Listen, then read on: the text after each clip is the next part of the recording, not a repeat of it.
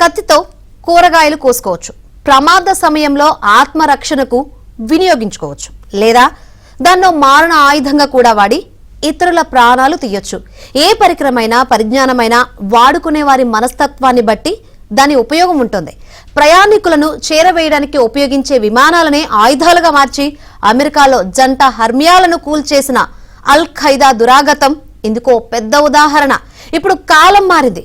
ప్రాణాలను రిస్క్ చేసి మరి అంత పెద్ద పెద్ద విమానాలను హైజాక్ చేయాల్సిన పని లేకుండా ఉగ్రవాదులు తమ దాడులకు చిన్నగా ఉండే డ్రోన్లను వాడడం మొదలుపెట్టారు.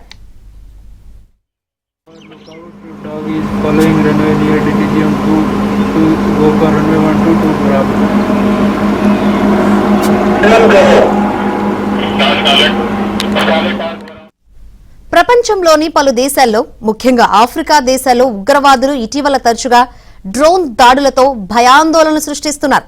కానీ అవన్నీ చిన్న చితకా దాడులు.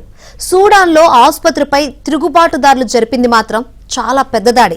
సింగపూర్లోని international centre for political violence and terrorism research కు చెందిన ర్యూబెన్ దాసా ప్రకారం ఇన్నాళ్లుగా ఆఫ్రికాలోని ఉగ్రవాదులు ప్యాసివ్ డిఫెన్సివ్ ప్రయోజనాల నిమిత్తమే డ్రోన్లను ఎక్కువగా వాడుతున్నారు. అంటే నిఘా పర్యవేక్షణ, చిత్రీకరణ వంటి వాటి మాత్రమే. ఉదాహరణకు 2020లో కెన్యాలోని మండాలో ఉన్న అమెరికా మిలిటరీ బేస్ చిత్రీకరణకు అల్ షహాబ్ అనే ఉగ్రవాద సంస్థ డ్రోన్లను ఉపయోగించింది. Islamic State West Africa province 2022లో నైజీరియాలో సైనిక స్థావరాలపై నిఘాకు డ్రోన్లను వాడింది.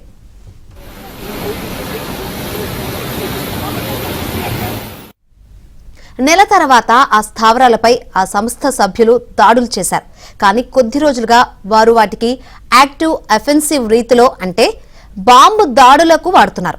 ఈ దాడులకు వారు వినియోగిస్తున్నవి కూడా మార్కెట్లో సులభంగా దొరికే పౌర ప్రయోజనాలకు ఉపయోగించే క్యాడ్ కాప్టర్లేనని రుబెన్ దాసా వెల్లడించారు.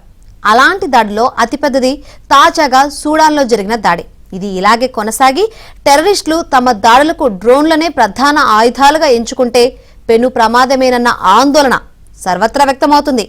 7-8 ఏళ్ల క్రితం దాకా డ్రోన్లను అంతా విచిత్రంగా చూసేవారు. కాగా పెళ్లిల్లో డ్రోన్ ఫోటోగ్రఫీ పాపులర్ అయ్యాక అవి అందరికీ చిరపరిచితమయ్యాయి. క్రమంగా వ్యవసాయం, మైనింగ్, టెలికాం, విపత్తుల నిర్వహణ, జియో మ్యాపింగ్, అటవీ సంరక్షణ, వన్యప్రాణుల పర్యవేక్షణ ఇలా చాలా రంగాలకు డ్రోన్లు విస్తరించాయి.